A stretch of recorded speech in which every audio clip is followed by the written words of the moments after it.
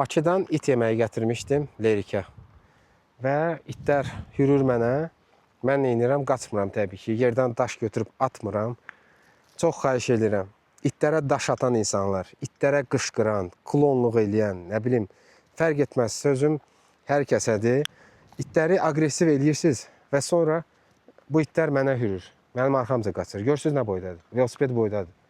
Bu it mənim arxamca qaçırdı indi. Mənim keçirdiyim həyəcanı mən sözlə ifadə edə bilmirəm həqiqətən. Sadəcə yekə adamlarsınız. Ya eləməyin belə şeylər.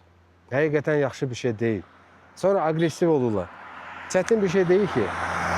Mən Bakıdan 1 kilo it yeməyi almışam, yarım kilo da pişik yeməyi almışam. Bax, paylaya gəlirəm.